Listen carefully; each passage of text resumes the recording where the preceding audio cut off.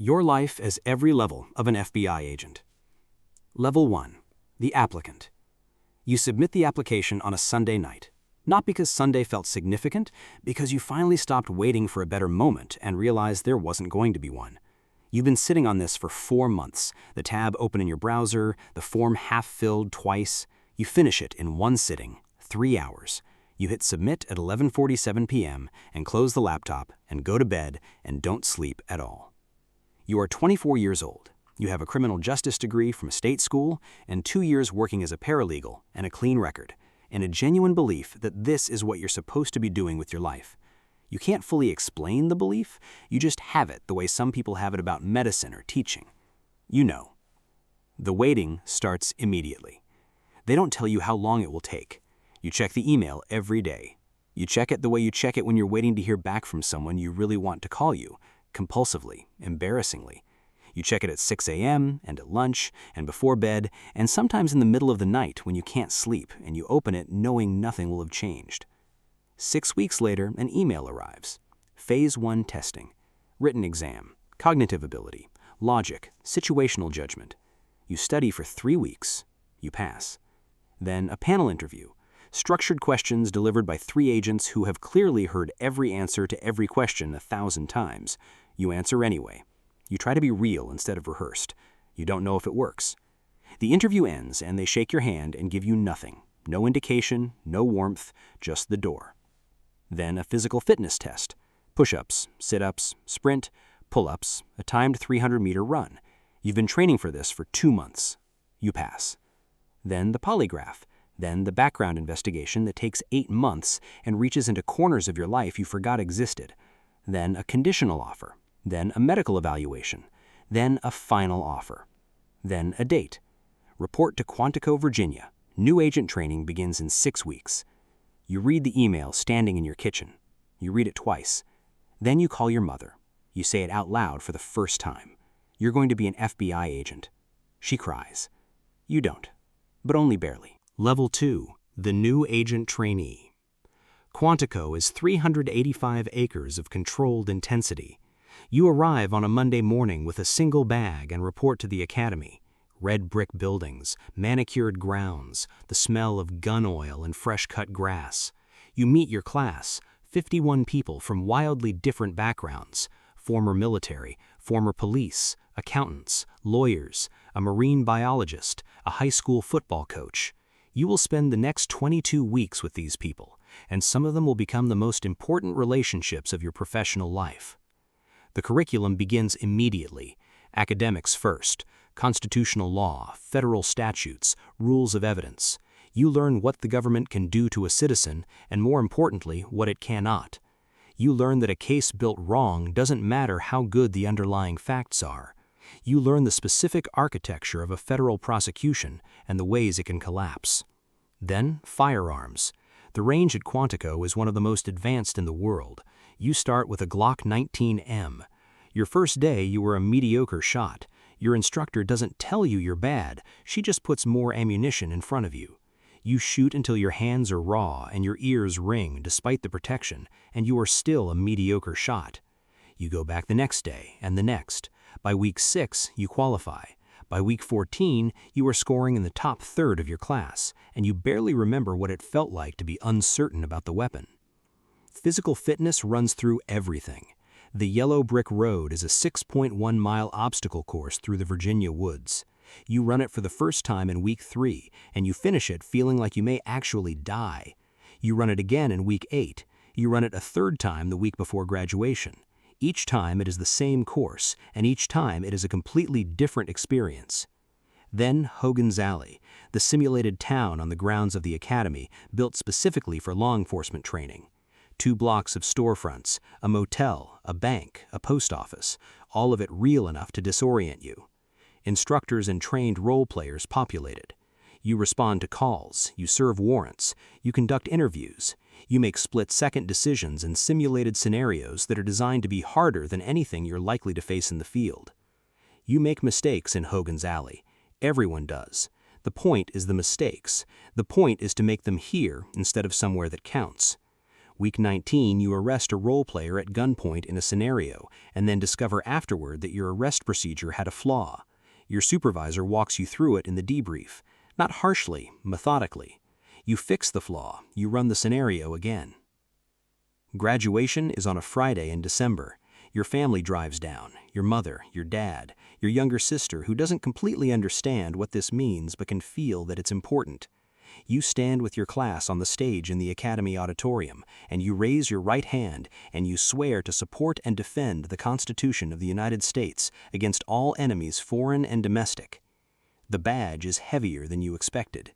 You carry it out of that auditorium a different person than the one who walked in 22 weeks ago. You know this because you can feel the difference, not in what you know, in how you see. Level 3, the Junior Special Agent. Your first office is Kansas City. You requested New York. You got Kansas City. Nobody tells you this is how it works. You just find out when the assignment comes. You pack your car and drive to Missouri and find a cheap apartment and report to the field office on your first Monday and introduce yourself to the supervisor of the violent crime squad you've been assigned to. He shakes your hand and assigns you a training agent named Ray. Ray has been with the Bureau for 19 years. He is not warm. He is not unfriendly. He is simply a person who has seen a great many new agents come through this office and has decided to wait and see what you are before he decides how to treat you. You understand this instinctively. You don't push it. You show up. You do exactly what he tells you. You ask questions only when you genuinely don't know something. You take notes on everything. Your first case is a bank robbery. Not a dramatic one. A man in a baseball cap walked into a community bank on a Tuesday and handed the teller a note demanding cash. He got $4,200 and left. He wore no mask. The security footage is clear enough that you can see the scar above his left eyebrow. You spend 3 days canvassing the neighborhood, pulling records, running the footage against the databases.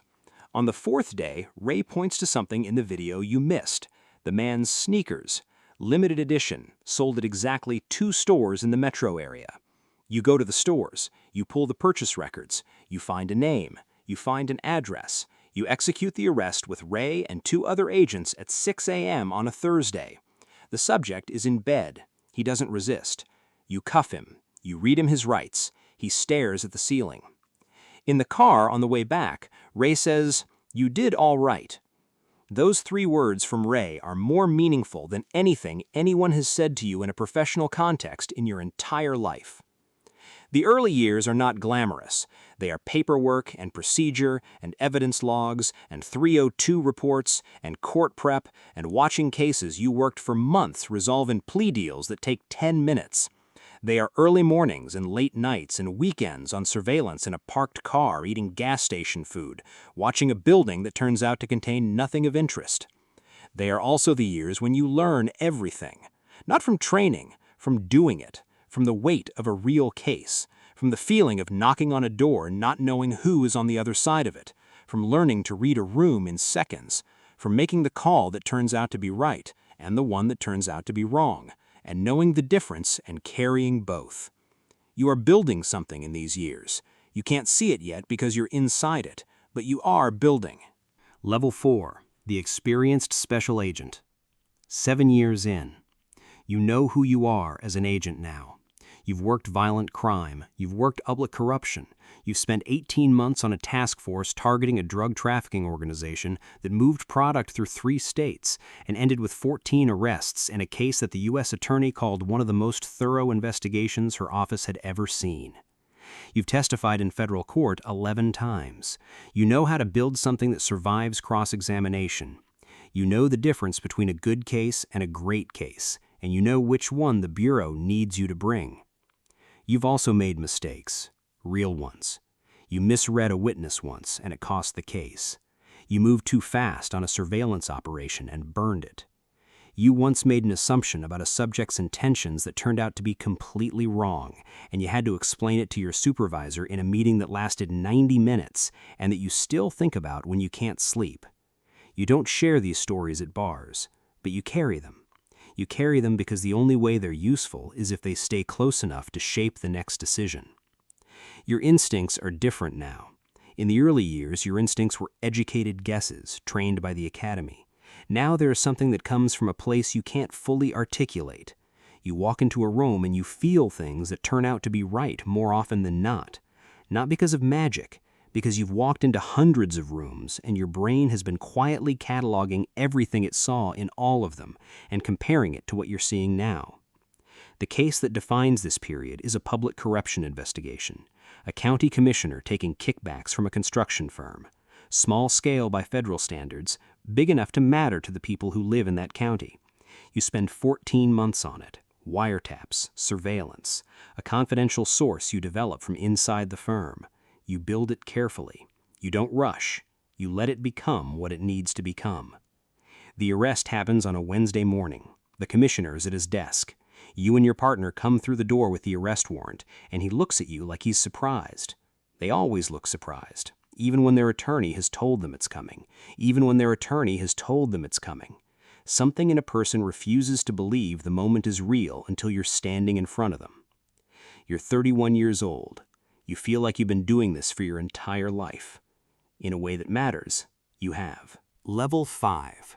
The Supervisory Special Agent. They offer you the promotion, and you take 3 days to decide. You know what it means. It means leaving the cases. It means becoming the person who manages people who work cases. It means your job is no longer investigating. It means your job is everything around investigating. Approvals, resource allocation, personnel issues, budget justifications, meetings, endless meetings with people who are higher than you and lower than you and equal to you, and each category requires a slightly different version of yourself. You say yes, because the alternative is staying in place, and you've never been able to do that. You take command of a squad in the Washington field office, 8 agents, a mix of experience levels from 2 years to 14. They look at you when you walk in on your first day the same way you looked at Ray in Kansas City. They're waiting to see what you are.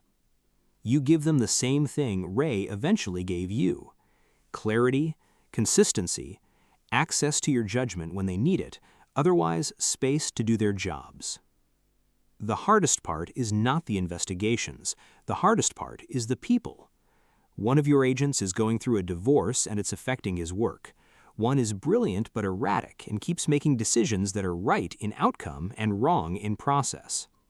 One has been in the Bureau for 20 years and has stopped being curious, and that is the most dangerous thing an agent can become.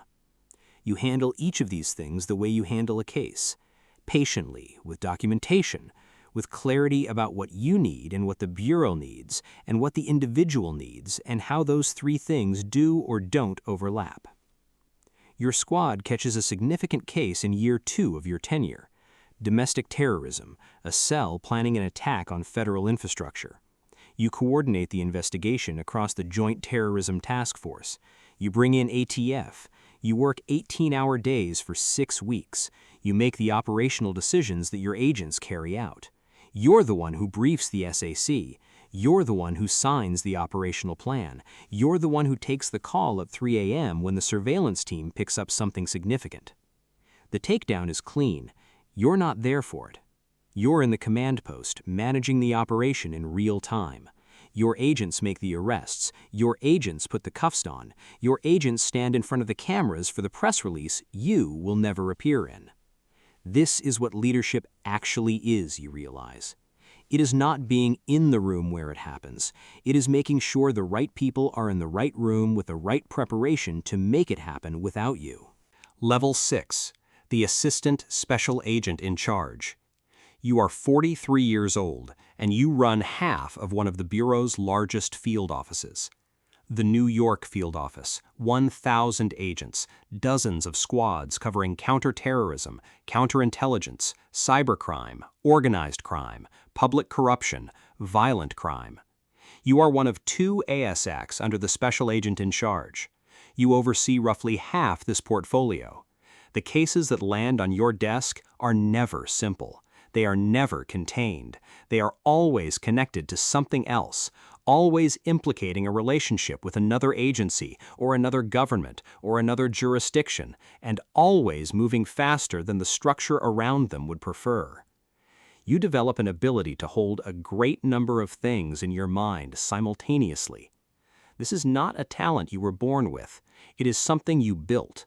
You built it over 2 decades of doing exactly this at smaller scales until the scale stopped mattering and the underlying structure of the problem became the only thing you were focused on. The political dimension of the job is something they don't prepare you for at Quantico.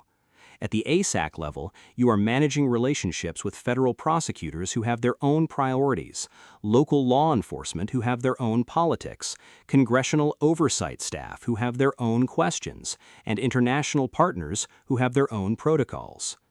Everyone wants something slightly different from the Bureau, and specifically from you. You give them what the Bureau needs to give them, and you do it in a way that protects the investigations and the people running them. A whistleblower complaint surfaces against your office in your 2nd year in the role. An agent under your supervision alleges improper handling of a sensitive investigation. You take it seriously in a way that surprises some of the people around you. You refer it to the Inspector General. You cooperate fully. You temporarily recuse yourself from oversight of the investigation in question. It takes 7 months to resolve. The allegation is found to be unsubstantiated. The investigation resumes. 7 months of your professional life spent in the specific discomfort of being investigated by the organization you serve. You come out the other side with a cleaner office and a clear record and an understanding of institutional accountability that you could not have developed any other way. You sleep less than you used to. Your kids are 15 and 12. They know what you do in the general sense. They know you work for the FBI. They don't know what it actually means on a Tuesday at midnight when your phone goes off and you're on a call for an hour and then you're quiet for the rest of the night in a way that means something happened that you aren't going to talk about at the breakfast table. They will understand eventually. Some things you can only understand eventually. Level 7. The Special Agent in Charge. The day you become a SAC is the day you stop being anonymous. You are the senior FBI official in your region. Your name appears in press releases. Your face appears on television when something significant happens that requires a public statement. You testify before Congress. You sit across from senators who ask you pointed questions about investigations they have no business knowing the operational details of, and you give them the answers they're entitled to and not one word more. You manage 400 people across a region that covers territory the size of a small country. You are responsible for the safety of those people, and for the quality of what they produce, and for the culture of the organization they work inside. The culture part is the hardest. Culture is invisible, and it's everywhere. It's in every decision you make, in every decision you're seen making, and every decision that gets made because of what people believe you would want, even when you're not in the room. You lose an agent, not to enemy action, to a car accident on the way to a surveillance post on a rainy night in November. He is 31 years old. He has a wife and a 7-month-old daughter. You find out at 2 a.m., and you go to the hospital and you stay until dawn, and then you go to her wife and you sit with her while the sun comes up and you say the things that can be said, and you don't pretend that the things that can't be said don't exist. You give the eulogy at his funeral. You stand at the front of a church full of agents and family and you speak about who he was and what he did and what it meant. And the whole time there's a version of you standing slightly behind yourself, watching and asking if you could have prevented it. The answer is no. You know the answer is no. The asking requires no answer. The asking is just what grief does when it wears a badge. You lead the office through it, not by talking about it constantly, by being present, by making sure the agents who worked with him have somewhere to go with what they're carrying, by not moving on too fast, by not staying too long either, by reading the room the way you've been reading rooms for 20 years and giving it what it needs. You are 51 years old. You have given this organization the last 27 years of your life. In the quiet moments that happen less frequently now, you think about what it was before Quantico, before Kansas City, before Ray, before the badge in the auditorium that was heavier than you expected. You think about the form you submitted on a Sunday night at 11:47 p.m. You think about the person who did that. You barely recognize them. And you are grateful for every single thing that happened between that night and this one.